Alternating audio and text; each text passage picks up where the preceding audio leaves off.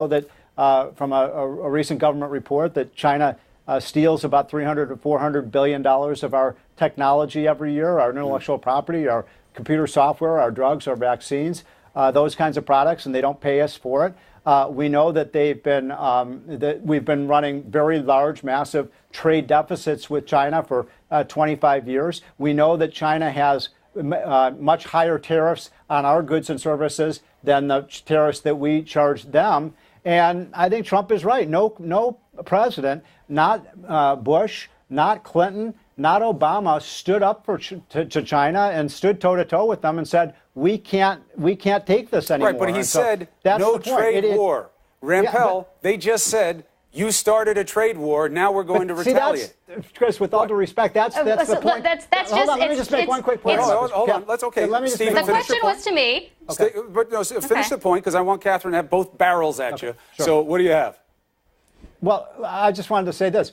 Trump's point is, it's been like unilateral disarmament. We've let China, steal our products, impose high tariffs on us, and we've done nothing. All right, and I think the American people say it's about time. But he said, I will do this, there will be no trade war. And if this was really about intellectual property theft, he wouldn't have done what he did with ZTE, which is the biggest offender, Stephen, and you know it. And he went from putting sanctions on them to giving them relief, which sent a completely mixed message, and you could argue, vitiated his statutory authority, because if that's not a national security threat, I don't know how any of the other tariffs qualify. Big loser, but go ahead, hold on. Rampell, let's bring you in here. Okay.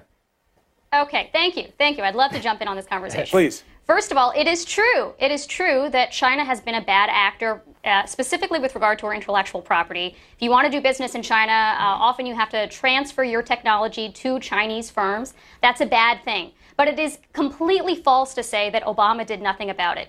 The Trans-Pacific Partnership, TPP, was specifically about keeping China in line. Obama said this because it wasn't only the United States that had companies that were suffering as a result of these IP infractions. It was lots of other countries' companies as well. This was about bringing together a coalition of the willing, to use an expression used by Larry Kudlow, to basically band together and try to get tough on China. The way to get tough on China is to get together with your allies who are also suffering and to use that as leverage. Instead, Trump withdrew us from TPP and is instead going through with these, sort of willy-nilly tariffs that are very bad for U.S. firms, in addition to not inflicting a whole lot of pain on China. So if you really want to get tough on China, we had a way to do it. We had 11 other countries or so on board, and we pulled out.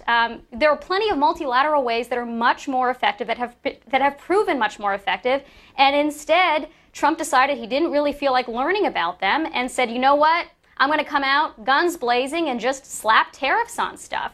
And at this point, we could be trying to re-enlist those allies in this fight against China to get China in line, and instead we are alienating them through steel and aluminum tariffs on our allies, through lots of other antagonistic rhetoric. So I think we're going about this completely the wrong way. And again, it's absolutely false to say that there was no attempt prior to this administration to do anything that made, that was a sensible strategy for this. Now, Stephen, I have a sneaking suspicion you've been quiet because you agree with a lot of that. And my basis for that is I've had this discussion with you before, and I know you weren't in favor of a lot of the stuff that the president has done. So what do you say now? So, look, I do agree with some of that. I do think that if you're going to fight let's not call it a trade war, but a trade dispute. That's what China called it. I don't like that term, trade war. China likes it. But look, the history tells you don't want to fight a 3 or